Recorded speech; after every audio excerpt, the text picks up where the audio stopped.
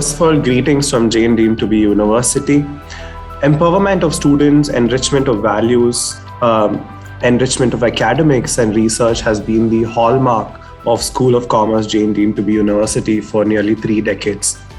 Hence, we bring to you a panel discussion on the pre-budget. As we all have gathered here, counting down the days for the budget of 2022, the government has a major task to play over here to fuel the economy.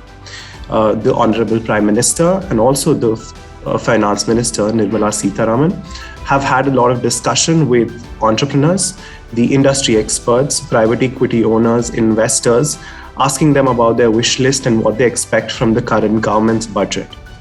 Before we start off this particular discussion, I would like to draw your attention towards few statistics of this particular year. The GDP stands at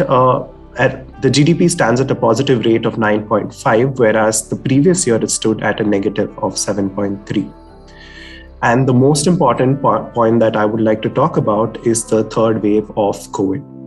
We've been stuck in this particular pandemic for almost 2 years now, which has brought down a lot of sectors, but also boosted upon a lot of sectors. With this, I would like to bring our attention of the panel towards the first sector that we're going to talk about, that is the airline and the tourism industry. The third wave has surely been a little late than what we expected, but yes, it has created a mild problem with the airline industry, closing down international borders. I hence request Arnesh Ghosh to draw our attention towards what his expectations are from this particular budget in the sector of hospitality and tourism. Thank you, Pratik sir, for having me here in this panel. I would like to begin by talking about a sector which accounts for a substantial amount of the country's GDP. At the same time, one of the most affected sectors in the past few fiscal years due to the growing pandemic.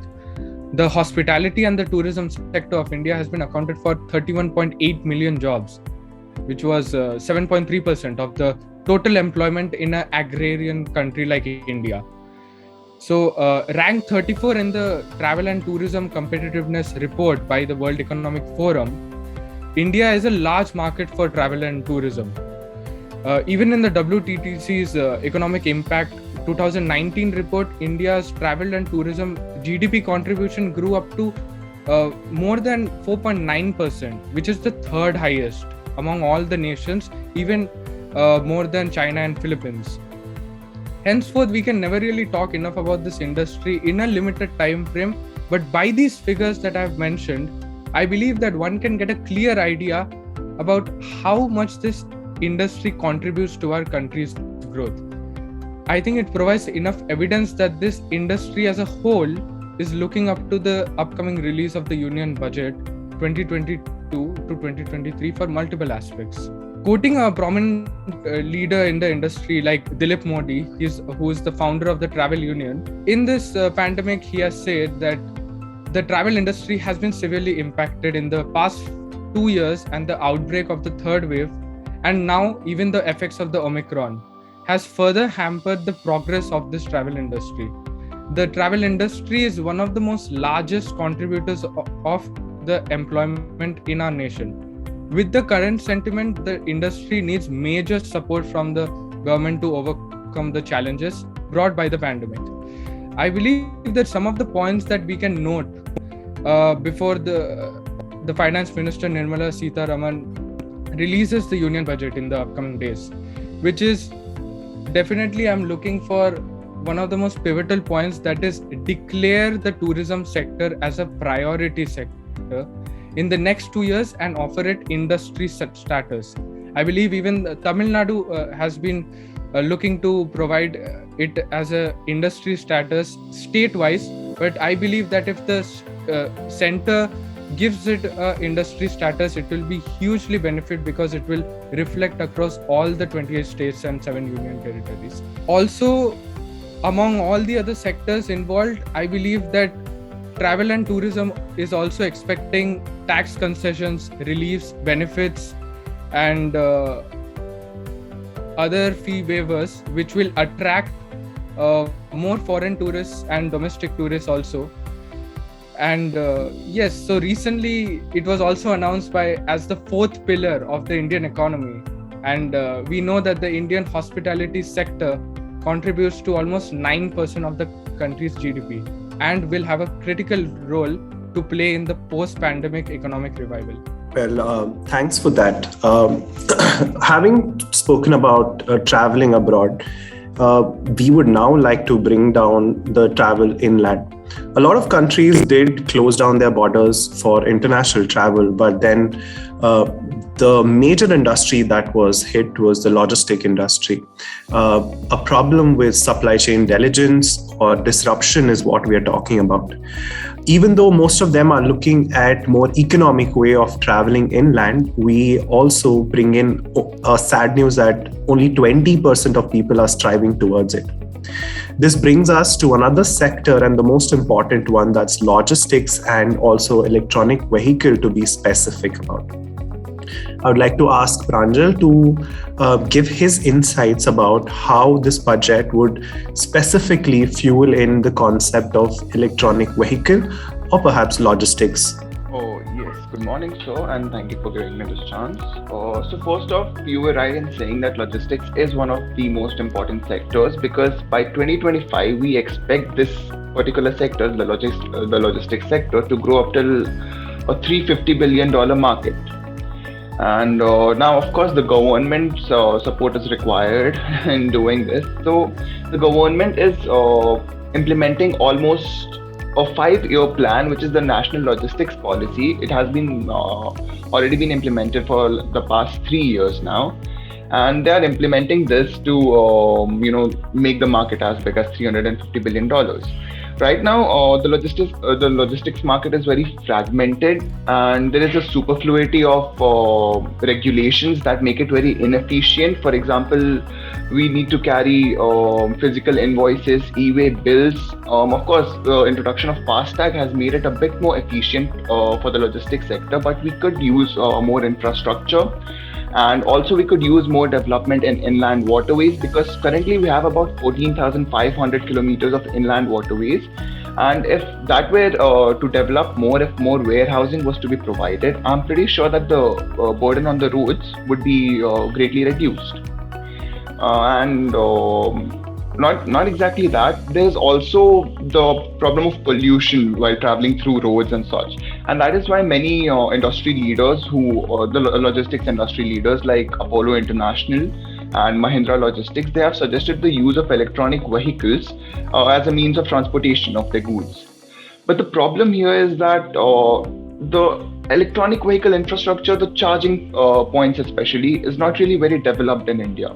Now, let's say I am out with my family in an electronic vehicle. I am traveling, let's say, from Mumbai to Pune, and in between my car runs out of charge. There's no real charging port where I can charge my car. So I'm pretty much stuck there. And, this sort of repels people from going for electronic vehicles. So the government is also, and the government of course is planning to shift to a more green energy kind of pathway here, because they are even, as we know, they are even shifting from paper budget to paperless budgets. That is, no paper will be given out to media personnel or analysts. Things like these show that the government is really serious about shifting to a more green perspective for our nation.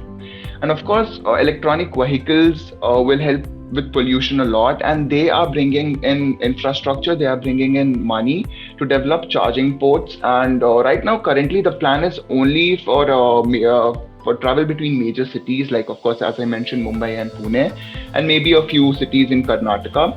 But in the near future, maybe by 2024 or 2025, we can surely expect the charging ports at a interval of 40 to 60 kilometers around the Golden Quadrilateral.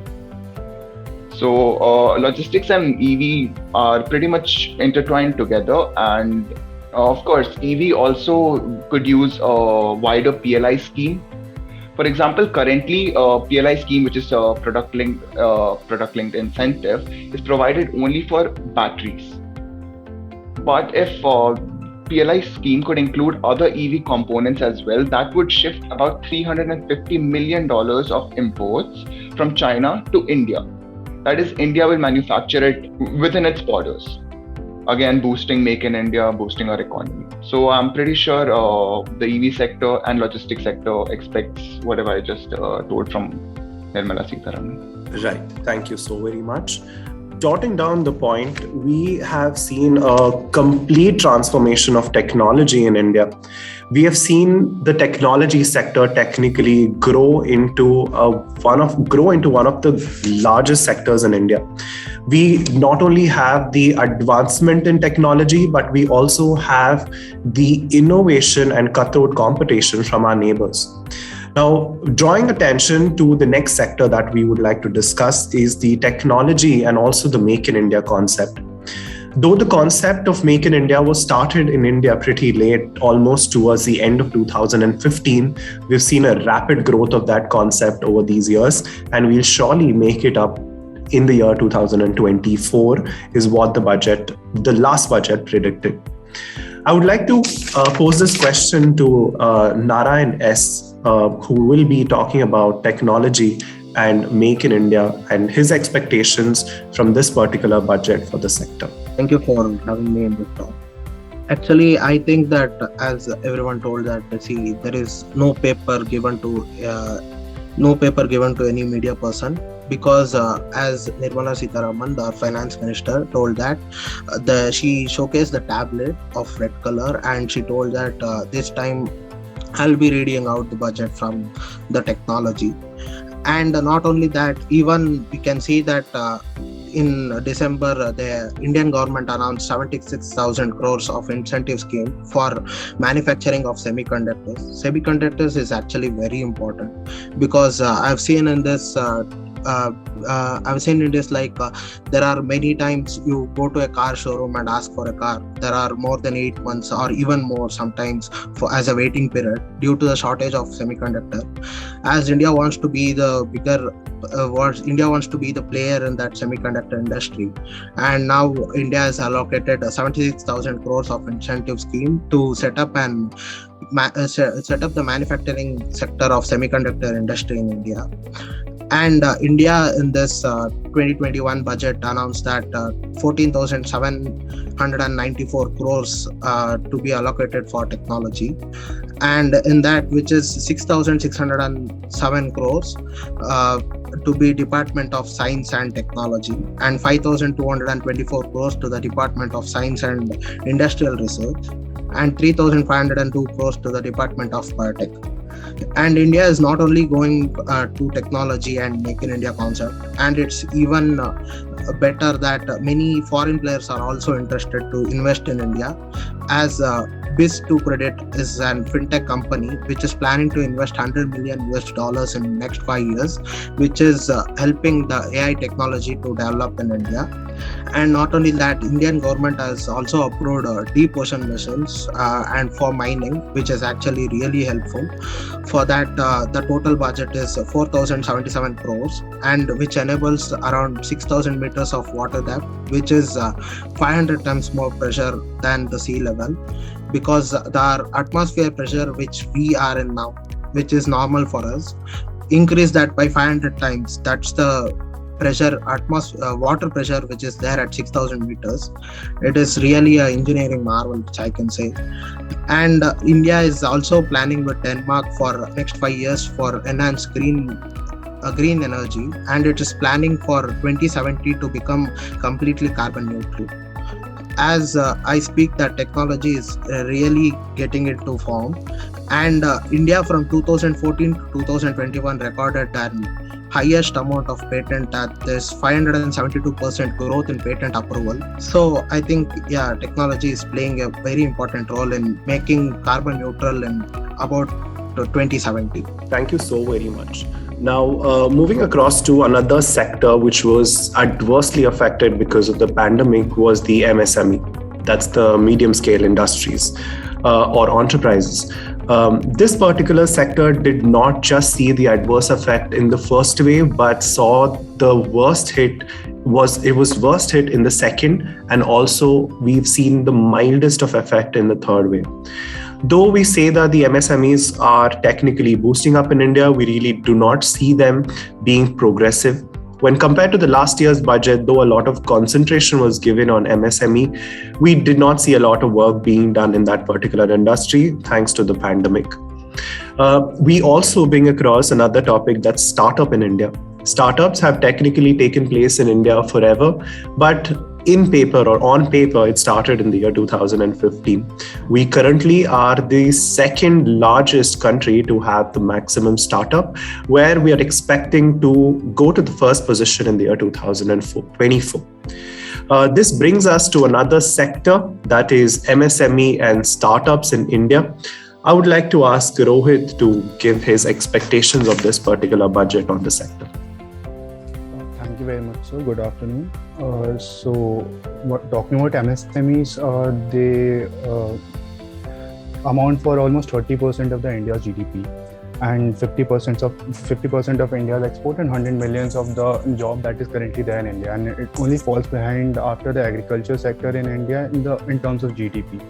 So talking about the previous budget that was there was 15,700 crore Indian rupees that was allocated to this particular sector, and out of which 10,000 crores were allocated to the emergency credit line guarantee scheme. So what this scheme was basically is, when the banks are giving out loans to MSMEs, the government told the banks that they don't really have to bother about the NPAs in case there's a default by the MSMEs. The government provides the guarantee that they'll repay the banks. So moving forward, the remaining 5,700 crores, there was credit subsidies, which was 2% to all the GST registrant companies. So this was what was there in the previous year's budget. Now coming to the current expectations, what I have is the budget limit that is there for MSME should be increased, because 10,000 crores alone goes to the credit guarantee scheme that is there. But most of the MSMEs don't really go to the bank for credit lending facilities. The reason being, most of the MSMEs are situated in the countryside of the country, and they don't really have the access to the banks. So instead of giving the indirect benefit plans of such kind, the government should probably look into giving the direct benefit plans to the MSMEs. And then moving forward, the MSMEs in India face rigorous competition from the outside players like China or the neighboring countries, which produce goods which are really cheaper. So what I'm expecting from the government is to increase the tariffs on these imports, so that they can foster the in-house MSMEs. Moving forward, the government should also bring up plans to help the MSMEs adapt better to the technology and quality assurance technologies. And then ease of doing business is another aspect that I'm looking into, because the MSMEs and all those small businesses that are there, they are usually, we see that they have to fill out a lot of forms, do a lot of tax filings and all that.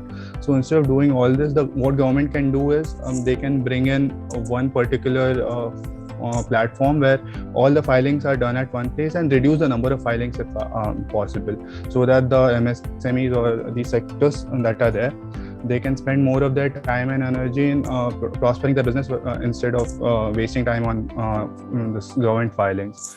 Other thing is that when COVID happened, or any such contingent contingencies take place, the big corporations or the government, what they do is they usually withhold the due payments which are there towards these MSMEs. So there's a very good initiative that was there. It was launched, I guess, in 2015. Was the trades receivable discounting, which is backed by RBI, but it is not that well mobilized. So what happens in this program is that all these MSMEs can go to the RBI and use this particular platform to discount the trades receivable that is there from these big corporations and the government. So other thing, what the government can do to mobilize the capital that is stuck up in these corporations and the state-owned agencies is, they can tell these agencies that you either discharge their dues, or we are going to withhold your grants. So that a strong step will help these MSMEs to have access to their rightfully owned capital. Now moving to the startups, India has been seeing a startup boom since last 2-3 years, if I'm not wrong. So in last year alone, there was 9 IPOs of the startups, and then investment was more than around 35 billion US dollars. And then also there were 84 unicorns that are there in India.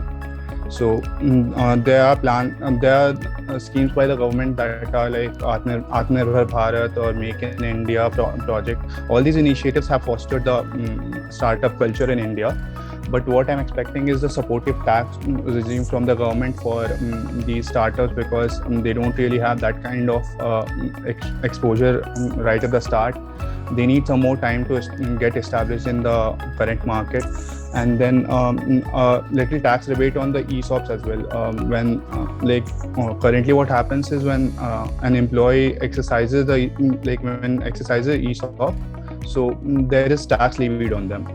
So what I would expect that is the government does not levy a tax when it is exercised. Rather, when they are selling those particular shares, the tax might be levied at that time.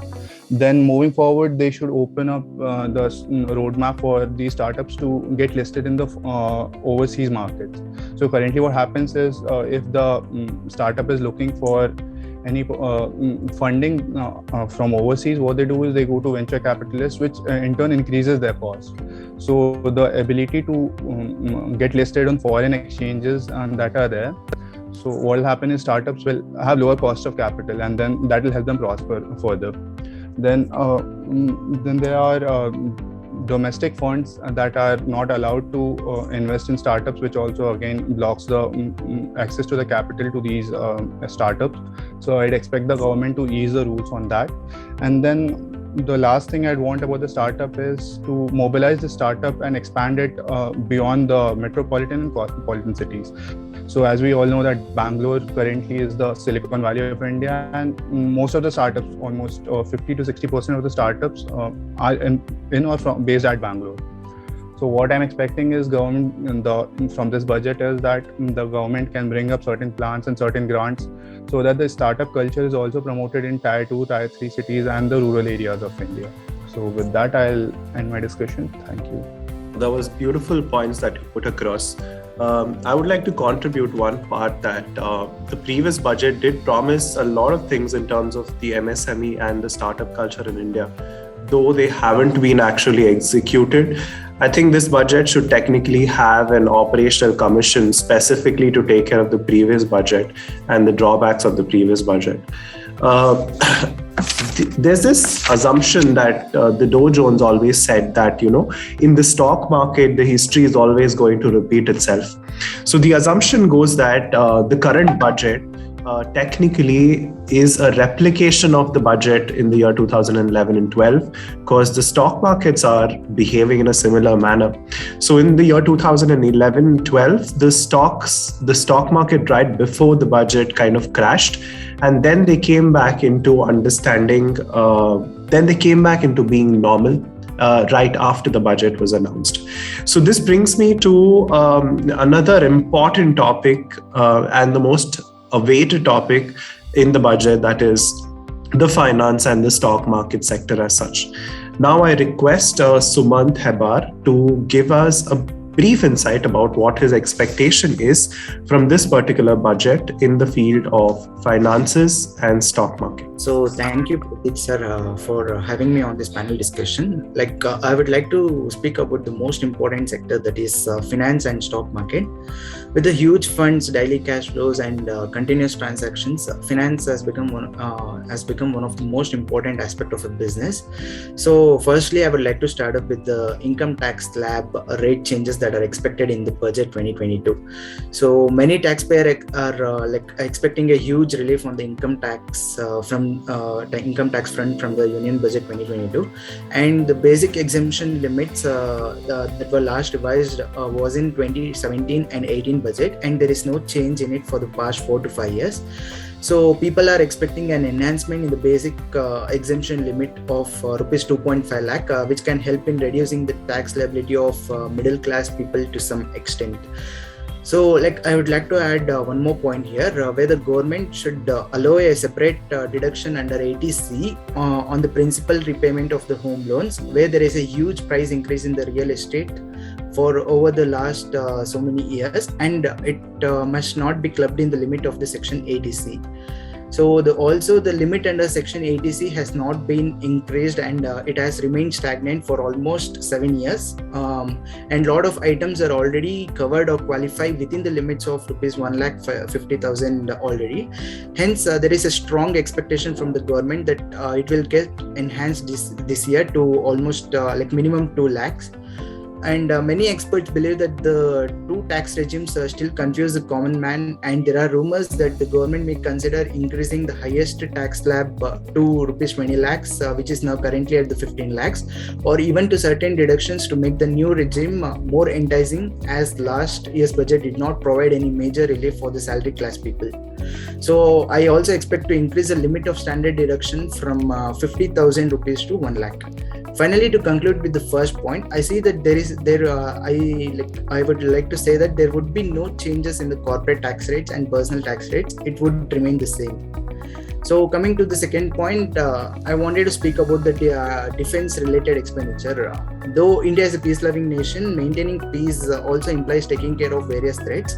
So now talking about the figures, the Ministry of Budget estimate for financial year 21-22 had amounted to almost around 4.78 lakh crore, only 1.4% increase over the previous years. The breakdown of the budget clearly indicated that its overall revenue portion almost accounted for 61%, largely due to the manpower of the army, and also the defense pension outlay somehow had reduced to about 1.6 lakh crore, which was much lesser than that of the previous year. So what I expect from this year's budget is the need to reduce import dependency. Make in India initiatives need to gain momentum, which means making much more investment and funds available for R&D in the long term, meeting world-class standards while being aided by the suitable outcome-driven tax incentives. For all these years, we have been focused on traditional warfighting platforms. So it is the time to take a hard look at our capabilities and their intersections with the space, cyber and electromagnetic domains, which are increasingly becoming war-winning factors and will also impose a greater responsibility on the armed forces. So, coming to the next point on stock market, I just want this security transaction tax, which is they have to rework on it. P. Chidambaram, our former financial minister back then in 2004, introduced this STT, which will be deducted at the source. Under his control as finance minister, he had led the long-term capital gains, which was earned on the sale of the equity shares in the hands of, it was tax-free in the hands of the investors. But only the short-term capital gains were taxed at 15%. However, in 2018, when Finance Minister Nirmala Sitharaman became our finance minister, the LTCG on the sales of the equity shares have been taxable at 10% without the benefit of any indexation. So when this LTCG was introduced back, they should have taken off the security transactions tax, or should have been reduced the rate of the STT. Basically, stock market is the only place where a person, even if he is making losses, he has to pay the tax.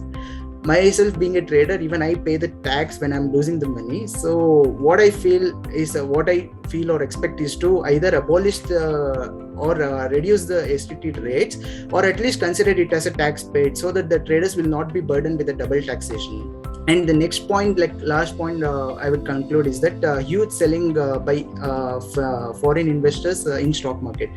In Indian stock market, since April 2021, the foreign investors have almost sold around 1.5 lakh crore worth of shares, and in Jan 2022 alone, they have sold around 20,000 crores worth of shares, which has resulted in a massive bloodbath in the stock market.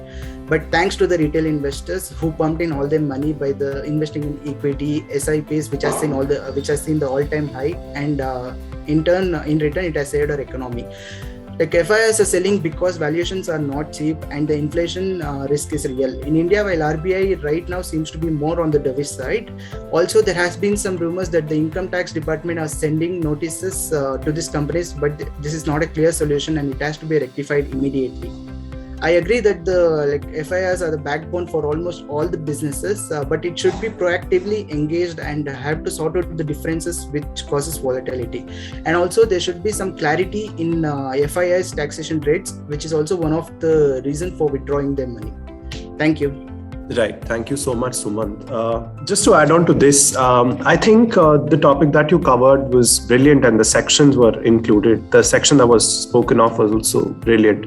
But then the point that we're looking at is we want a budget which is more in perspective of a reformist budget or a pro-growth budget, because the previous budget technically created a lot of hindrance towards people who are investing or investors.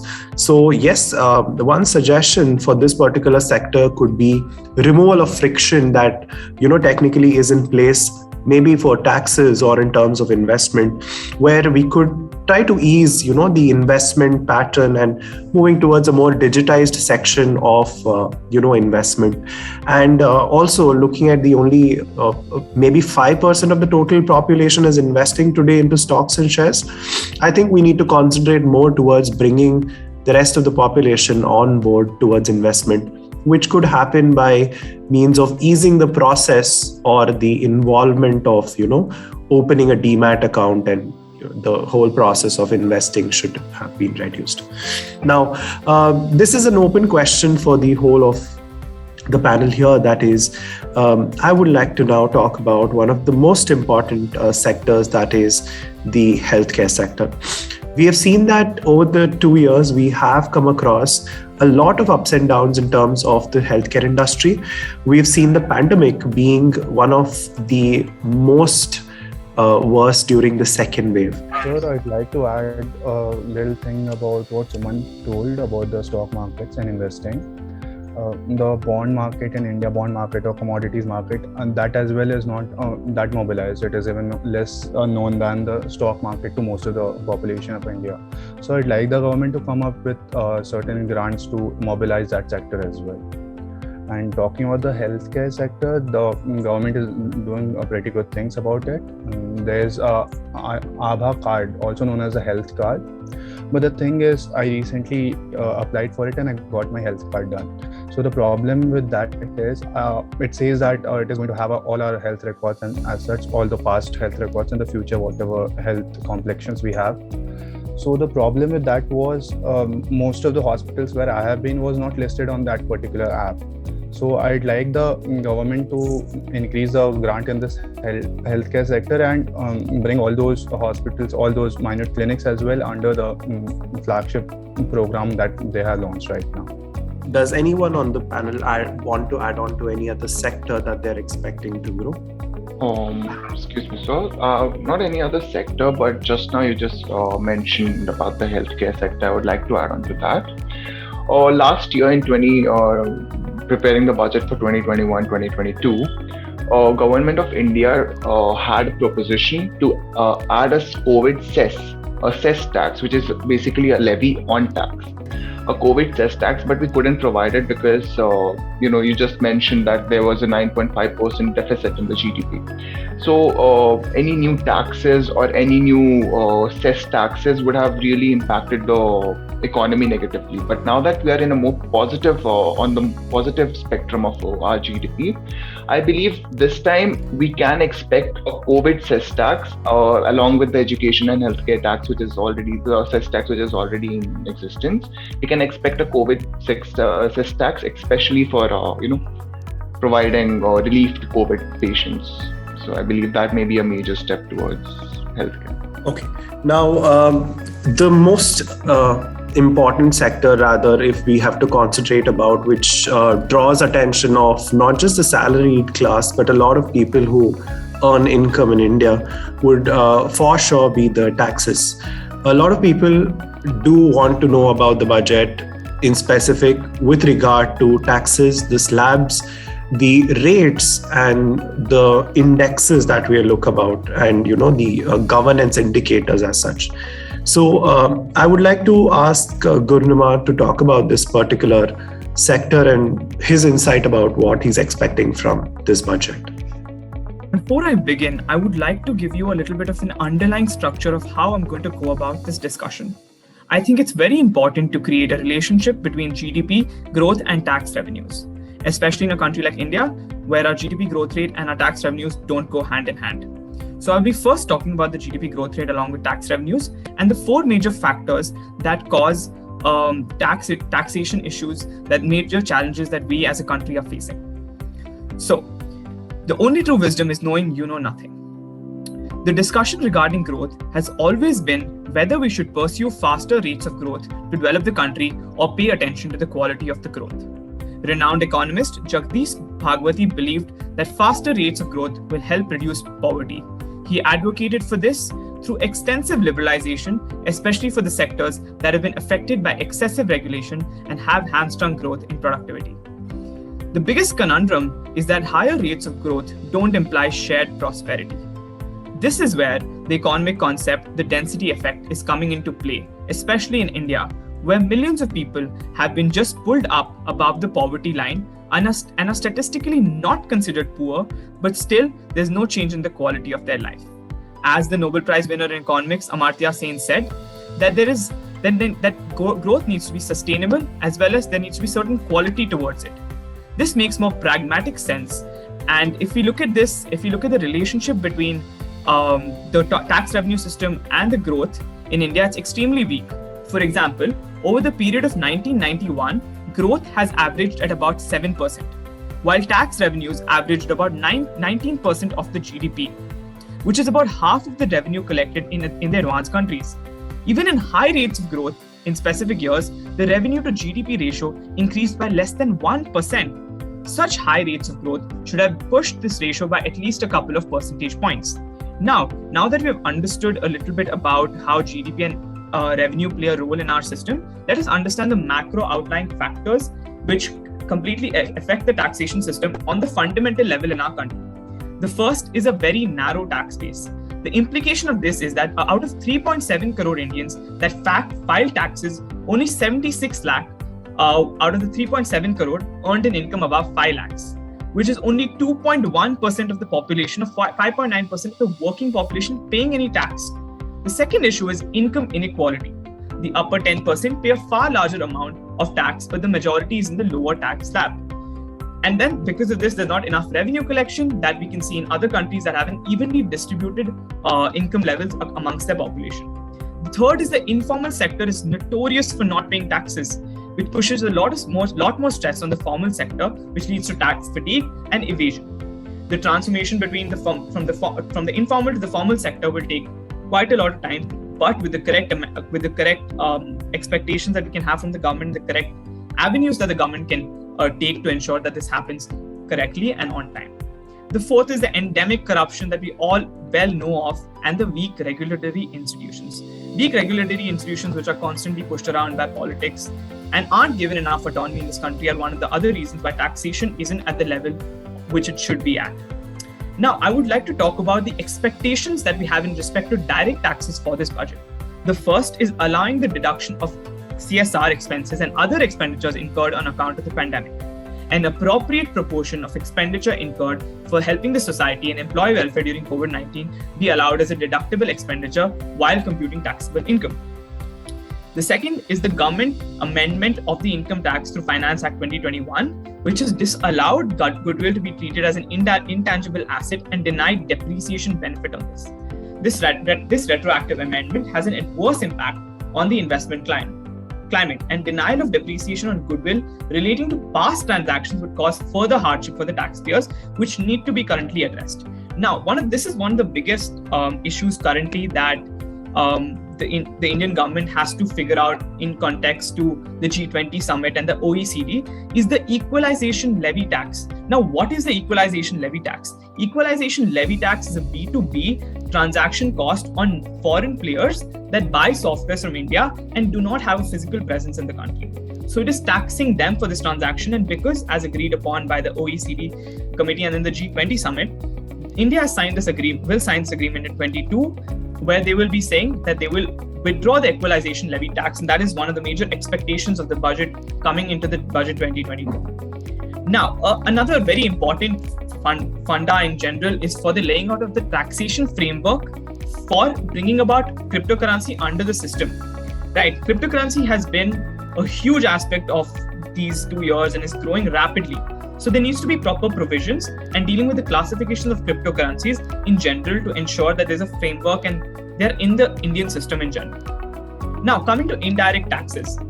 As mentioned by a few of my colleagues in the past discussions, the cabinet has recently announced an inner of 76,000 crores at addressing the shortage of microchips in the industry. There have also been additional schemes that need to be propagated, such as a scheme for promotion of manufacturing and of electric components and semiconductors. Now, this will also lower other advantages for the country by allowing other foreign companies to come forward and indulge in the idea of manufacturing in this country.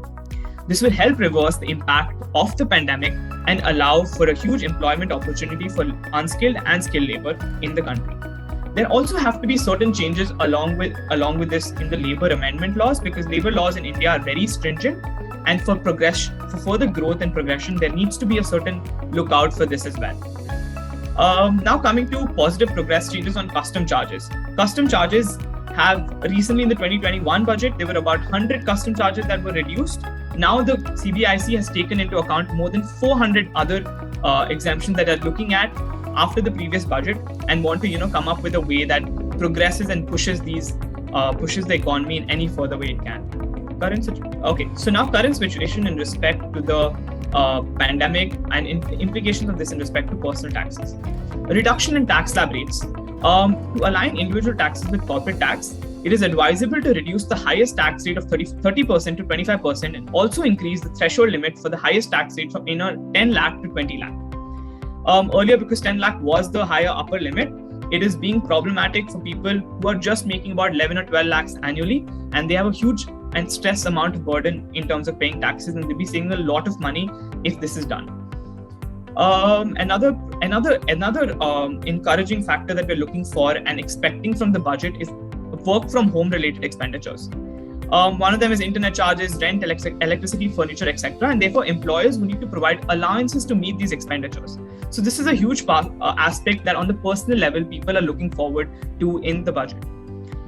Now, I would like to talk a little bit about investment and education in context to what the Human Capacity Index is. The HCI is the productivity measure of a working population in a country determined by the World Bank. Unfortunately, in India, it is only at 50%. And there's a lot of growth compared to a lot of other countries. How do we as an economy do this and push these measures? And the most fundamental idea is education and healthcare. Investments in education and healthcare will help increase this productivity age. Countries like Sri Lanka have a productivity rate of over 60%, while we are lagging behind at 50%. And the particular reason why the government doesn't focus on this is mainly due to a lack of political vote base. So, for example, these gains are more long-term in nature, and the expectations are more short-term in terms of politics and in terms of elections. So it's important that the government invest a lot more in this to further push the informal sector into the formal sector, and hence increase tax revenues and increase more and give more leeway towards expenditure for the country to invest in other social schemes. Yeah, that's about it from my side, and this is the taxation wrap up. Right, that was a lot for us to expect. But yes, I hope that this budget stands at least half of what you were expecting. Now the floor is open for the panelists to perhaps put down their last points across with regard to this particular budget, if anybody would want to do that. Yes, sir. Thank you, sir. So, expanding on the tourism industry, we also know that airline travel was one of the most impacted sectors in that. And the Indian airline travel was estimated at around $20 billion US, and it was even projected to double by the fiscal year 27. But unfortunately, pandemic hit, and it was already there that the rising fuel prices are set to further stress the sector, as fuel accounts for almost 45% of their operating cost. And as things stand now, as of January 2022, daily domestic air passenger traffic has declined steadily since the beginning of this month due to a surge in the cases of the new Omicron variant of the novel coronavirus. last year they were already expecting the government to post some solutions in the union budget, and they did do like announcement of a tax holiday on the capital gains, then exemptions on payment of aircraft lease rentals into gift cities. But it wasn't enough, because because the airline industry was also expecting in the suspension of the minimum alternate tax, that is MAT, since the last 6 years, but there hasn't been any action taken. So they will be looking up to this being taken consideration, and hopefully results in one of the points in the upcoming union budget. Also, one more thing which the airline industry has posed is the ATF, that is the aviation turbine fuel, ought to be brought under the GST to make air travel more viable for the entire aviation stakeholders. And why this is important to note is because ATFs comprises of 40 to 45% of the total operating expenditure of an airline. So if this is posed in the union budget, then it will bring a much needed relief to the aviation sector. Also, it is important to note that there has been a change in the foreign travel between January 2021 and April 2021. The number of FTAs, which is foreign tourist arrivals, was just 376,000 compared to 2.35 million in January to April 2020. So this shows like a negative growth of almost minus 84%. Hence, a solution to this can be e-visa fees waiver for all the tourist visas between, at least for a temporary period of time, till the pandemic lasts, which is 2022 to 2023 at least, to support the inbound revival export status for tourist export earnings to support the inbound arrival. Right. Anyone from the panel would want to add on anything more? Yeah, I would just like to put our attention towards the infrastructure sector for a little bit. Something about this idea of rationalizing tax benefits for sovereign wealth funds and foreign pension funds. The issue with the current economy right now, the industry is facing that there is a lack of understanding when it comes to the clarity in regards to tax incentives, for examples, under the Section 1023 FE Act. So a bit clarification on these aspects is what the industry is also looking for, so that this will boost our foreign direct investment and will also increase a lot of employment, and a lot of our debt, which is extremely expensive in this country for infrastructure, will be reduced as well. But that's about it. Right. Thank you so very much. I think we are almost towards the end of this particular discussion, though there's a lot of expectation that's put across by all of us, and also the society at a large to the current government. We just need to wait and watch for another 3 days as to when the budget would be out and what would the government currently do about the budget, and what are we expecting. Will they stand for it, or will we again be disappointed, is what we need to see. Though there are a lot of things that were promised in the previous budget but yet were not fulfilled for almost a year, we need to wait and watch if there are any continuation of those, or will they come up with new schemes, or how exactly is this going to work. Having said that, this would be the end of this particular discussion. It was a very fruitful discussion that we had. I would like to thank all of the panelists for being present in this particular discussion, and also would like to thank JND University for providing us this platform to have this particular discussion. Thank you so very much to all the panelists.